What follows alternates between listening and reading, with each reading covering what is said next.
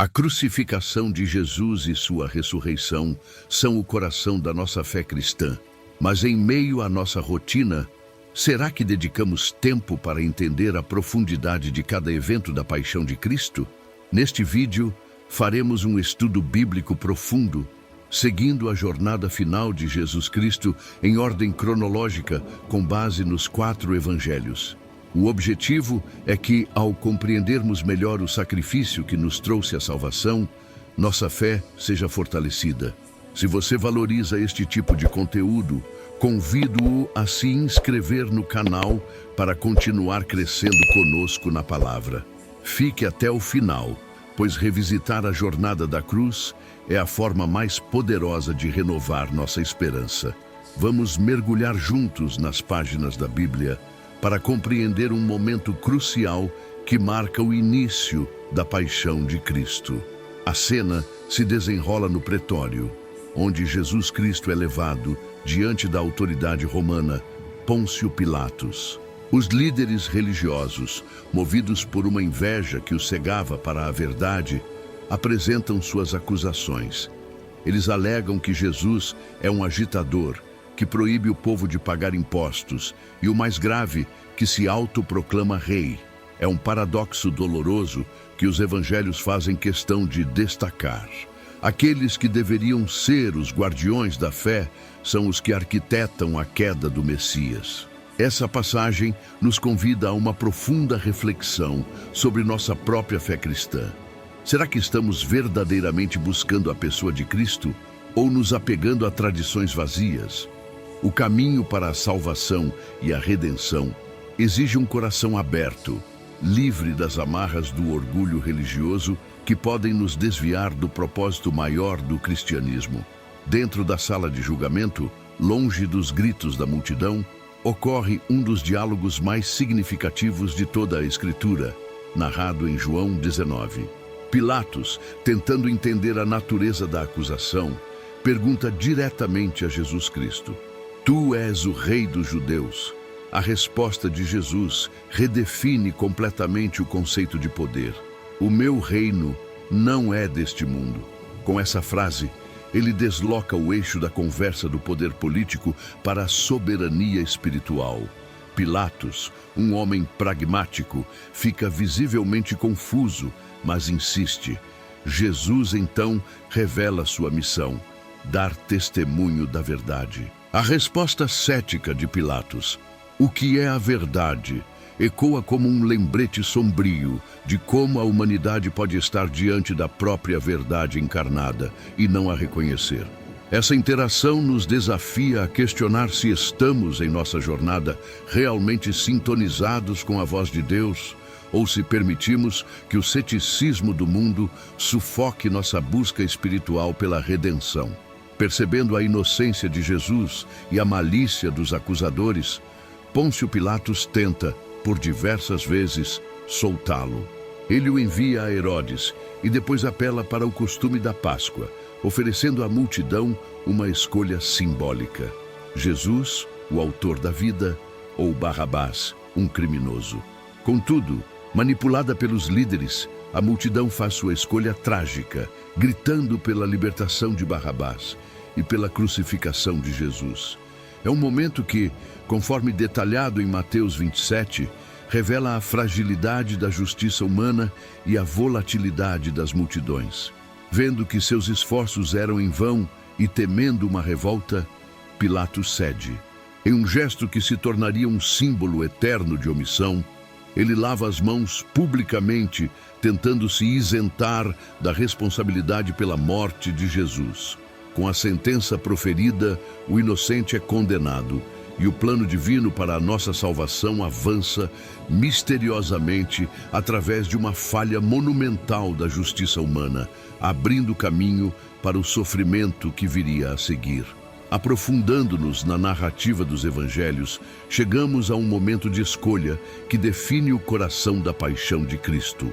Pôncio Pilatos, na esperança de libertar Jesus Cristo, apresenta à multidão uma opção clara durante a celebração da Páscoa: soltar Jesus, o justo, ou Barrabás, um homem preso por rebelião e assassinato. É mais do que uma escolha entre dois homens. É um referendo espiritual. Barrabás representa o pecado com o qual nos acostumamos, a rebeldia que habita em nós. Jesus representa a salvação e a redenção. Os relatos de Mateus 27 e Marcos 15 descrevem como os líderes religiosos persuadiram a multidão, e o grito que ecoou foi por Barrabás. Este episódio da Bíblia funciona como um espelho, nos forçando a refletir. Em nossas decisões diárias, quantas vezes, silenciosamente, também escolhemos Barrabás? Quantas vezes optamos por nossos próprios desejos rebeldes em detrimento do caminho de retidão que Jesus Cristo nos oferece? É uma verdade desconfortável, mas fundamental para o amadurecimento da nossa fé cristã. Incrédulo e encurralado, Pilatos faz uma última e desesperada pergunta: que farei então de Jesus Cristo chamado Cristo? A resposta da multidão, agora cega pelo ódio, é um dos vereditos mais cruéis da história. Crucifica-o. A pressão é imensa. Ameaçado com acusações de deslealdade a César, o governador romano sucumbe. Ele realiza então seu infame ato, registrado vividamente em Mateus 27.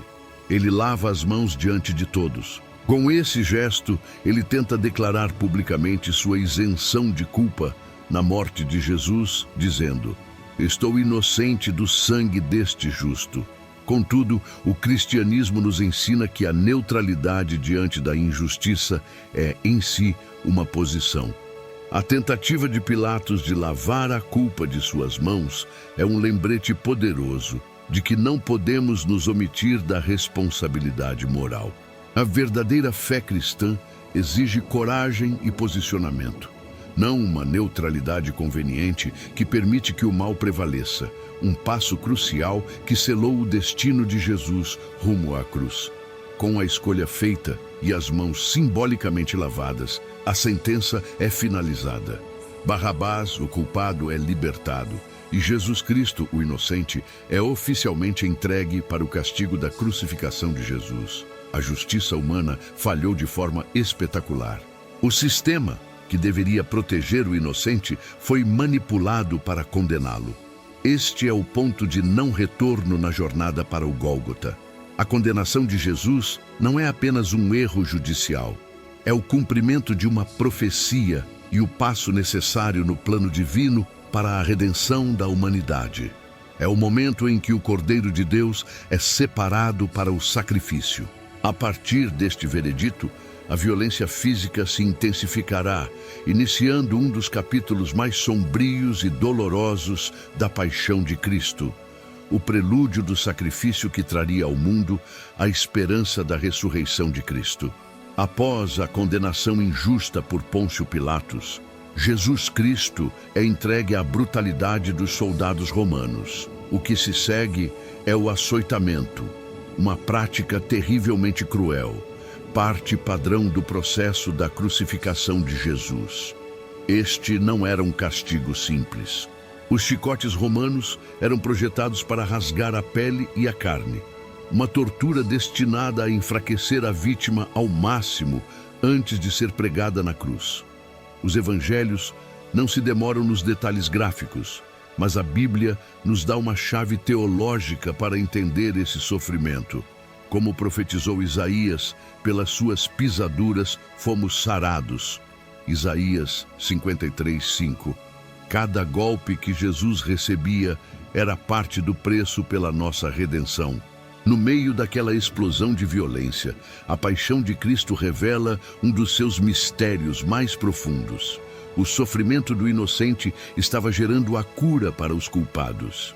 É um pilar da fé cristã compreender que a nossa salvação foi comprada por um preço altíssimo, um sacrifício real e visceral. Esgotada a violência física do açoite, a crueldade dos soldados se transforma em uma humilhação psicológica e espiritual. Como lemos em Mateus 27 e Marcos 15, eles o vestem com um manto de púrpura, provavelmente um trapo velho de um soldado, zombando de sua realeza. Colocam em sua mão uma vara como cetro e então tecem o mais cruel dos símbolos, uma coroa de espinhos que cravam em sua cabeça. Cada elemento dessa cena é uma paródia grotesca da realeza, uma tentativa de ridicularizar aquele que Pilatos havia apresentado como Rei dos Judeus. O cristianismo nos ensina a ver além da zombaria. Aquela coroa de dor, na verdade, é a verdadeira coroa do seu reino, um reino que não se baseia em opressão e luxo, mas em sacrifício e amor. A coroa de espinhos é um símbolo poderoso da natureza do reinado de Jesus Cristo, que absorve a maldição do pecado, simbolizada pelos espinhos, para nos oferecer a bênção da redenção. A zombaria atinge seu clímax. Os soldados se ajoelham diante dele em escárnio, cuspindo em seu rosto e batendo em sua cabeça com a vara, fazendo com que os espinhos penetrassem ainda mais. A saudação deles, "Salve, Rei dos Judeus", ecoa com desprezo. No entanto, em meio a essa degradação inimaginável, Jesus suporta tudo. Este momento da paixão de Cristo, detalhado também em João 19, demonstra o controle e o propósito divinos mesmo no caos. Ele não era uma vítima passiva das circunstâncias, mas o Cordeiro de Deus cumprindo sua missão. Após saciarem sua crueldade, os soldados tiram o manto e o vestem com suas próprias roupas. Agora, enfraquecido, sangrando e humilhado, ele está pronto. Eles o levam para fora, para iniciar a caminhada final. O trajeto que o levaria ao lugar da caveira, o Gólgota, onde a história da salvação chegaria ao seu ápice na cruz. A sentença foi dada, e a fase final da paixão de Cristo se inicia. Jesus Cristo, com o corpo já castigado pelo açoite e pela humilhação, é forçado a carregar a própria cruz, ou, mais provavelmente, a pesada viga transversal, pelas ruas estreitas e lotadas de Jerusalém. Cada passo é um esforço monumental. O caminho até o local da execução, o Gólgota, que em aramaico significa lugar da caveira, também conhecido pelo latim Calvário, era uma exibição pública de vergonha, projetada para servir de aviso. Este ato de carregar a cruz tornou-se um dos símbolos centrais do cristianismo. A imagem de Jesus carregando o instrumento de sua própria morte não é de derrota, mas de uma determinação amorosa. É o cumprimento visual de suas próprias palavras, quando convidou seus seguidores a tomarem a sua cruz. Ele não nos pede para fazer algo que ele mesmo não tenha feito primeiro, transformando um símbolo de tortura em um emblema de discipulado e caminho para a redenção. O corpo de Jesus, no entanto, está no limite. Os evangelhos sinóticos, Mateus, Marcos e Lucas, relatam que no caminho os soldados romanos, impacientes e querendo garantir que a execução ocorresse, forçam um homem a ajudar. O nome dele é Simão, um peregrino de Cirene, uma região no norte da África, que estava chegando do campo provavelmente para celebrar a Páscoa. Ele não se ofereceu, foi recrutado à força. Que momento extraordinário e inesperado na vida daquele homem. Ser obrigado a carregar o madeiro que levaria à morte de Jesus. A história de Simão, registrada na Bíblia, nos oferece uma lição poderosa sobre a fé cristã. Muitas vezes, os fardos que somos chamados a carregar na vida não são de nossa escolha. São dificuldades e provações que nos são impostas. Simão de Cirene nos ensina que, mesmo em nossa relutância, ao aceitar carregar a cruz, podemos nos encontrar em uma comunhão inesperada com o sofrimento de Jesus Cristo, participando de alguma forma de sua jornada de salvação. Em um episódio único, registrado em Lucas 23, o cortejo fúnebre encontra um grupo de mulheres de Jerusalém que, ao verem o estado de Jesus, choram e se lamentam por ele. A reação de Jesus é surpreendente e revela sua soberania, mesmo em meio à agonia. Ele se vira para elas e diz: "Filhas de Jerusalém, não choreis por mim, chorai antes por vós mesmas e por vossos filhos." Ele desvia a atenção de seu próprio sofrimento para o julgamento iminente que viria sobre a cidade por tê-lo rejeitado. Porque se ao madeiro verde fazem isto, que se fará ao seco. Com essas palavras, ele demonstra que sua preocupação final não era com sua dor, mas com o destino espiritual das almas. Esta foi sua última pregação antes de chegar ao cume do Gólgota, o palco onde o ato final e terrível da crucificação de Jesus estava prestes a se desenrolar, o sacrifício que abriria as portas para a ressurreição de Cristo. Finalmente, a procissão chega ao seu destino, o Gólgota, o lugar da caveira. Ali, no topo daquela colina nos arredores de Jerusalém, o ato final da crucificação de Jesus é executado com uma eficiência fria e brutal. Jesus Cristo é deitado sobre o madeiro da cruz, e pregos de ferro são cravados em seus pulsos e pés, fixando-o para a agonia que viria. Os evangelhos nos contam um detalhe crucial. Ele não foi crucificado sozinho. Foi colocado entre dois ladrões, um de cada lado. Este ato cumpre a profecia de Isaías 53:12 e foi contado com os transgressores. Pense na profundidade disso. O autor da nossa salvação, o único homem sem pecado, é publicamente classificado e executado junto aos pecadores.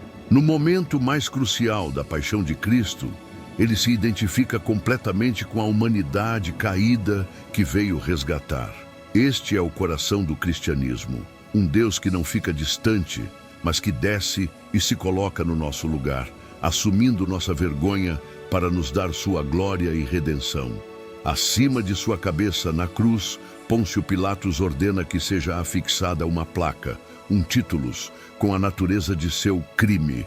O texto, conforme registrado vividamente em João 19, estava escrito em hebraico, latim e grego, para que todos os peregrinos que lotavam a cidade para a Páscoa pudessem ler: Jesus Nazareno, o Rei dos Judeus. Os líderes religiosos ficam furiosos. Eles correm até Pilatos e pedem que ele mude o texto para "ele dizia ser o Rei dos Judeus". A resposta de Pilatos é curta e definitiva: o que escrevi, escrevi. Há uma ironia divina poderosa aqui. A inscrição, que pretendia ser uma zombaria final do Império Romano, acaba se tornando a proclamação pública e internacional da verdadeira identidade de Jesus Cristo. Em sua tentativa de humilhá-lo, seus inimigos acabam, sem querer, anunciando a verdade para o mundo. A Bíblia está repleta desses momentos em que a soberania de Deus usa as ações dos homens para cumprir seus propósitos perfeitos. Enquanto Jesus Cristo agoniza, suspenso entre o céu e a terra, um cenário de indiferença humana se desenrola aos pés da cruz. Os soldados romanos, executores da sentença, dividem suas roupas entre si. No entanto, sua túnica era feita sem costura, de uma única peça de tecido. Para não rasgá-la, eles decidem lançar sortes, jogar dados, para ver quem ficaria com ela. Este ato, aparentemente trivial e cruel, cumpre com uma precisão assombrosa outra profecia, a do Salmo 22:18. Repartem entre si as minhas vestes e sobre a minha túnica deitam sortes. Este contraste é um dos mais fortes da paixão de Cristo. Enquanto o céu se escurece e a história da salvação atinge seu clímax, a preocupação dos homens na terra é com o ganho material insignificante. A crucificação de Jesus está agora completa em seu aspecto físico. A partir deste trono de dor, antes que a morte de Jesus chegue, ele irá proferir suas últimas e eternas palavras, revelando o coração de sua missão. Pregado na cruz, em meio a uma agonia indescritível, a primeira preocupação de Jesus Cristo não é consigo mesmo, mas com os outros. Suas palavras iniciais, as 7 palavras na cruz, revelam o coração de sua missão. Ele olha para os soldados que o pregaram e para a multidão que zombava e eleva uma oração ao Pai. Pai, perdoa-lhes, porque não sabem o que fazem. Registrado em Lucas 23:34. Que lição sobre perdão! É o ápice do amor ensinado pelo cristianismo. Em seguida, ele se volta para o ladrão arrependido ao seu lado, que lhe pede para ser lembrado e lhe oferece a mais extraordinária promessa de salvação. Em verdade te digo que hoje estarás comigo no paraíso. Lucas 23:43. Por fim, ele olha para baixo e vê sua mãe, Maria, e o discípulo amado, João. Com um gesto de cuidado familiar, ele cria uma nova família de fé. Mulher, eis aí o teu filho, eis aí tua mãe. João 19:26-27. Perdão, redenção e cuidado comunitário. Essas são as prioridades do Rei no auge de sua paixão de Cristo. Conforme as horas passam, a natureza do sofrimento de Jesus se aprofunda e suas palavras se voltam para sua própria experiência.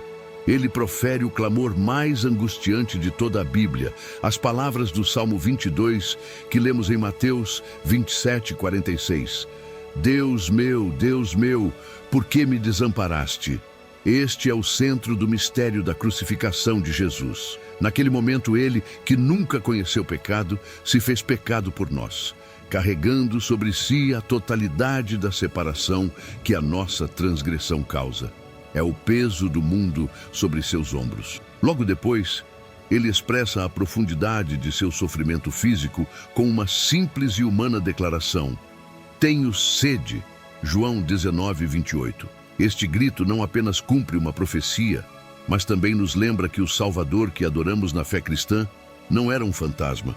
Ele era plenamente humano, sentindo a dor e a exaustão em um nível extremo. Essas duas frases nos dão um vislumbre do custo inimaginável da nossa salvação. Finalmente, com a missão quase completa, as últimas palavras de Jesus Cristo são de triunfo e confiança. Ele declara com autoridade: está consumado. João 19:30. Em grego, a palavra é tetelestai, um termo comercial que significava a dívida está paga por completo. Não é um grito de resignação, mas de vitória. A obra da redenção estava completa. O preço pelo pecado havia sido pago. Tendo cumprido tudo, ele agora entrega voluntariamente sua vida. Sua última palavra é uma declaração de fé e intimidade filial. Pai, nas tuas mãos entrego o meu espírito. Lucas 23:46. Com essa declaração de confiança absoluta, ele inclina a cabeça e expira. A batalha havia terminado. O sacrifício estava feito. E o silêncio que se seguiu preparou o palco para os eventos cósmicos que acompanhariam a morte de Jesus e, por fim, a gloriosa ressurreição de Cristo. No clímax da paixão de Cristo, quando Jesus Cristo entrega seu espírito, a própria criação parece reagir em luto e espanto. Os evangelhos sinóticos, em Mateus 27, Marcos 15 e Lucas 23, relatam um evento sobrenatural. Por volta do meio-dia, trevas cobriram toda a terra, permanecendo até às 3 da tarde. Isso não foi um eclipse solar comum. Foi um sinal cósmico da magnitude do que estava acontecendo no Gólgota.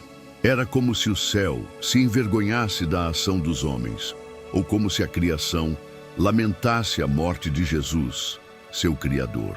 Teologicamente, essa escuridão representa o momento em que o juízo de Deus sobre o pecado do mundo foi derramado sobre Jesus na cruz. A escuridão física espelhava a escuridão espiritual que ele suportou por nós, um evento central para a nossa salvação e um testemunho silencioso e poderoso do custo da nossa redenção na fé cristã. Exatamente no momento em que Jesus morre, outro sinal milagroso ocorre, desta vez no coração da vida religiosa de Israel, o Templo de Jerusalém.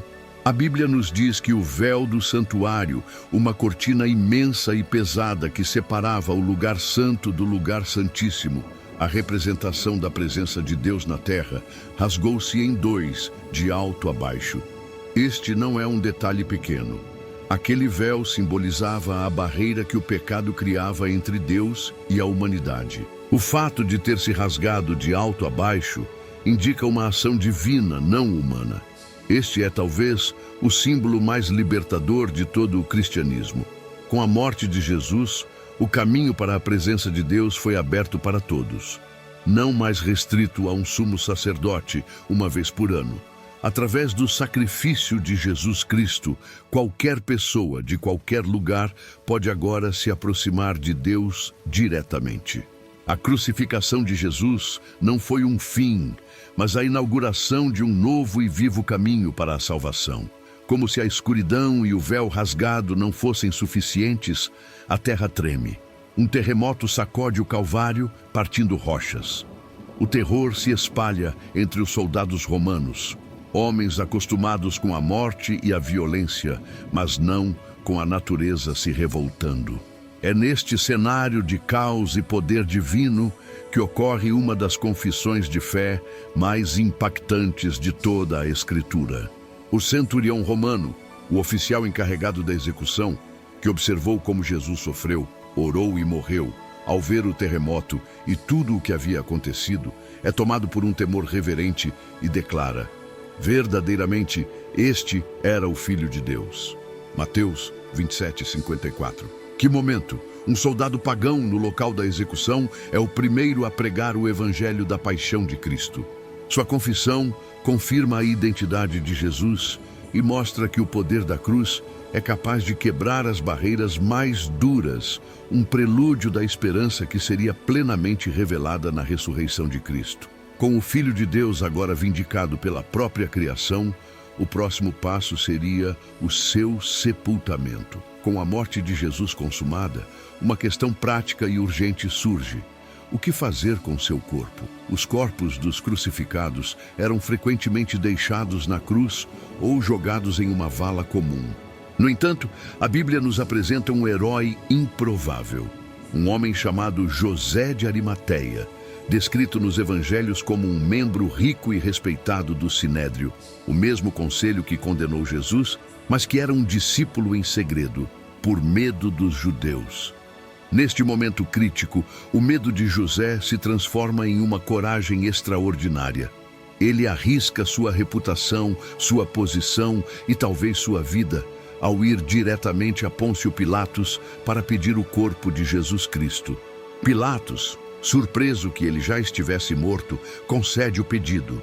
A atitude de José é uma lição poderosa para a nossa fé cristã. Há momentos em que a fé secreta precisa se tornar uma ação pública e corajosa, não importando o custo. Ele nos ensina que o amor e a devoção superam o medo, um passo essencial no caminho da redenção. A coragem de José inspira outro discípulo secreto a sair das sombras. Nicodemos, o fariseu que, conforme lemos em João 3, procurou Jesus Cristo durante a noite para não ser visto, agora aparece em plena luz do dia, e ele não vem de mãos vazias. O Evangelho de João 19 relata que ele trouxe uma quantidade régia, cerca de 100 arráteis, aproximadamente 34 quilos, de uma mistura de mirra e aloés para preparar o corpo. Esta não era uma unção comum. Era uma preparação digna de um rei, um ato de adoração extravagante. Juntos, esses dois homens, que antes se escondiam, agora trabalham lado a lado, manuseando o corpo ensanguentado retirado da cruz. Enquanto a maioria dos discípulos mais próximos havia fugido, são esses dois homens influentes que honram o Senhor em sua morte, mostrando que o impacto da crucificação de Jesus estava provocando atos de fé nos lugares mais inesperados, preparando o cenário para o digno sepultamento de Jesus. Com o tempo se esgotando antes do início do sábado, José de Arimateia e Nicodemos agem rapidamente. Eles pegam o corpo de Jesus Cristo, descido da cruz, e o preparam segundo os costumes judaicos de sepultamento. O corpo é cuidadosamente envolvido em lençóis de linho, junto com a caríssima mistura de especiarias. Cada gesto é de profundo respeito e amor, um contraste gritante com a brutalidade da crucificação de Jesus. Este ato de reverência cumpre, de forma impressionante, a profecia de Isaías 53:9, que dizia que o Messias, embora morto com os ímpios, teria sua sepultura com os ricos. O sepultamento de Jesus não é um mero descarte do corpo. É um ato de adoração que honra o Rei Mesmo na morte de Jesus, e um detalhe fundamental da paixão de Cristo registrado na Bíblia: o local do sepultamento é igualmente significativo. Perto do Gólgota, José de Arimateia possuía um jardim, e nesse jardim, um túmulo novo que ele havia mandado escavar na rocha para si mesmo. Os evangelhos enfatizam um detalhe crucial: ninguém ainda havia sido ali sepultado. Isso é teologicamente vital para o que viria a seguir. Ao colocar Jesus Cristo em um túmulo virgem, elimina-se qualquer possibilidade de dúvida ou confusão futura. Não haveria como alegar que os discípulos encontraram o túmulo errado ou que a ressurreição de Cristo foi uma confusão com outro corpo. O palco estava sendo preparado com precisão divina. Após depositarem o corpo, uma grande pedra é rolada para selar a entrada do sepulcro. Para todos os efeitos, a história de Jesus parecia ter terminado ali, selada na escuridão e no silêncio, um duro golpe para a fé cristã nascente. Contudo, a ansiedade dos inimigos de Jesus lhes dá um último papel irônico nesta história. Como lemos em Mateus 27, no dia seguinte, os principais sacerdotes e fariseus vão até Pôncio Pilatos. Eles se lembram que Jesus havia dito que ressuscitaria ao terceiro dia e expressam o medo de que seus discípulos pudessem roubar o corpo para forjar uma ressurreição. Pilatos, já cansado de toda a situação, lhes diz: tendes uma guarda, ide e guardai o sepulcro como bem vos parecer. E assim eles o fazem. Além da grande pedra, eles selam oficialmente o túmulo com um selo romano e posicionam uma guarda para vigiá-lo. Ao tentarem impedir uma mentira, eles acabaram criando as condições perfeitas para validar a verdade. A segurança máxima do túmulo torna o evento do túmulo vazio um milagre incontestável, fornecendo sem querer a mais forte evidência para a ressurreição de Cristo e o pilar de todo o cristianismo. A esperança parecia morta e enterrada, mas estava na verdade apenas aguardando o amanhecer do terceiro dia. Ao raiar do primeiro dia da semana, o dia que se tornaria sagrado para o cristianismo, um pequeno grupo de mulheres fiéis se dirige ao túmulo. Lideradas por Maria Madalena, elas carregam especiarias aromáticas, movidas por um amor e uma devoção que nem a morte de Jesus na cruz conseguiu apagar. A intenção delas era completar os rituais do sepultamento de Jesus, ungindo seu corpo. Elas não esperavam um milagre. Como lemos em Marcos 16, a preocupação delas era puramente prática. Quem nos removerá a pedra da entrada do sepulcro? Este detalhe na Bíblia é crucial, pois nos mostra o estado de espírito delas. A esperança na ressurreição de Cristo ainda não havia nascido em seus corações, apenas a dor do luto e o desejo de prestar uma última homenagem. A fé cristã, muitas vezes, é demonstrada não na ausência de dúvida, mas na persistência do amor e do serviço mesmo em meio à desesperança. Ao se aproximarem, porém, elas se deparam com uma cena que desafia toda a lógica. A imensa pedra, que era a preocupação delas, já havia sido removida. O Evangelho de Mateus 28 descreve o que aconteceu. Houve um grande terremoto e um anjo da ressurreição, com uma aparência como um relâmpago e vestes brancas como a neve, desceu dos céus e rolou a pedra, sentando-se sobre ela. Este não foi um evento discreto. Foi uma demonstração pública e gloriosa do poder de Deus. A mensagem do anjo para as mulheres aterrorizadas se tornou o cerne da celebração da Páscoa. Não tenham medo. Sei que vocês estão procurando por Jesus Cristo, que foi crucificado. Ele não está aqui. Ressuscitou como tinha dito. O anjo as convida a entrar e ver o lugar, a testemunhar com os próprios olhos o túmulo vazio, a prova física de que a morte fora vencida e a promessa de salvação cumprida. E os soldados romanos, a guarda de elite? Mateus 28 relata que eles tremeram de pavor e ficaram como mortos. O poderio militar de Roma foi reduzido a nada diante da manifestação do poder divino. Enquanto os homens fortes e armados jaziam paralisados pelo medo, as mulheres recebem a primeira grande comissão da nova aliança. O anjo lhes ordena: vão depressa e digam aos discípulos dele: ele ressuscitou dos mortos. Naquela cultura, o testemunho de uma mulher tinha pouco valor legal, mas Deus as escolhe para serem as primeiras evangelistas, as portadoras da notícia mais transformadora da história. Com uma mistura de medo e imensa alegria, elas correm para obedecer. O túmulo vazio era a evidência, mas a prova final da ressurreição de Cristo viria a seguir, através dos encontros pessoais com o próprio Senhor ressurreto. A primeira das aparições de Jesus é marcada por uma profunda ternura e intimidade. Conforme o relato de João 20, Maria Madalena, com o coração partido, permanece chorando junto ao túmulo vazio. Ela vê Jesus Cristo, mas em sua dor não o reconhece, confundindo-o com o jardineiro. A revelação acontece no instante em que ele a chama pelo nome, Maria. Naquele momento, o reconhecimento é imediato e a dor se transforma em adoração. Esta primeira aparição nos ensina algo fundamental sobre a ressurreição de Cristo. Ela é profundamente pessoal.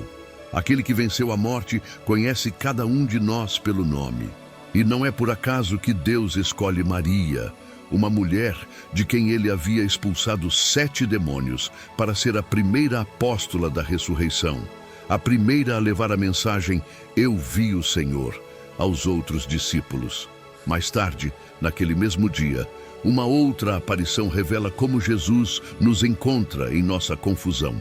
O relato de Lucas 24 nos conta a história de 2 discípulos desolados que caminhavam para uma aldeia chamada Emaús, discutindo a tragédia da cruz. Um estranho se junta a eles no caminho de Emaús e, começando por Moisés e os profetas, explica-lhes tudo o que a Bíblia dizia a respeito do Messias. Seus corações começam a arder, mas eles ainda não o reconhecem. A identidade de Jesus Cristo só é revelada mais tarde, à mesa, no ato familiar de partir o pão. Esta passagem é um guia para a fé cristã. Muitas vezes, encontramos o Senhor ressuscitado quando mergulhamos nas Escrituras e quando nos reunimos em comunhão. Ele caminha conosco mesmo quando não o percebemos imediatamente, esperando o momento certo para abrir nossos olhos. Enquanto isso, em Jerusalém, o medo ainda reinava. Os discípulos estavam trancados em uma sala, com medo das autoridades. De repente, como lemos em João 20, Jesus Cristo aparece no meio deles, atravessando as portas trancadas. Suas primeiras palavras não são de repreensão pela covardia deles, mas de conforto. Paz seja convosco. Para provar que não era um fantasma, ele lhes mostra as marcas dos pregos em suas mãos e a ferida em seu lado. Aquele era o mesmo corpo da crucificação de Jesus, mas agora glorificado. O medo deles se transforma em uma alegria indescritível. Esta aparição não foi apenas para confortar, mas para comissionar. Ele sopra sobre eles dizendo: recebei o Espírito Santo, capacitando-os para a missão da redenção e da salvação que estava por vir. Uma das aparições de Jesus mais famosas ocorre uma semana depois, especialmente para um dos 12.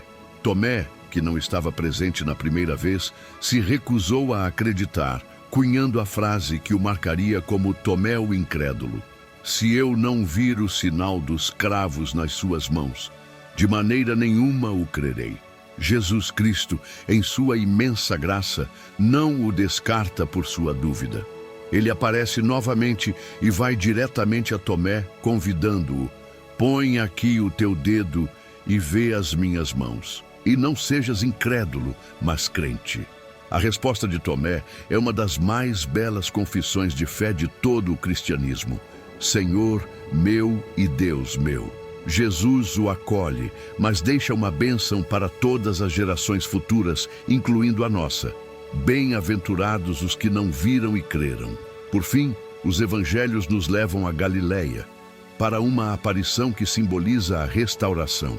À beira do mar, Jesus encontra 7 de seus discípulos, incluindo Pedro, que ainda carregava o peso de tê-lo negado 3 vezes. Após uma pesca milagrosa, Jesus lhes serve o café da manhã. Então, em uma conversa comovente, registrada em João 21, Jesus pergunta a Pedro 3 vezes: Simão, filho de João, tu me amas? Para cada resposta afirmativa de Pedro, Jesus lhe dá uma ordem: apacenta as minhas ovelhas. Este não é um interrogatório, mas uma restauração. A tripla negação é curada por uma tripla afirmação de amor e um novo comissionamento. A ressurreição de Cristo não apenas vence a morte, mas também redime nossas falhas mais vergonhosas, nos dando um novo propósito e nos preparando para a grande comissão.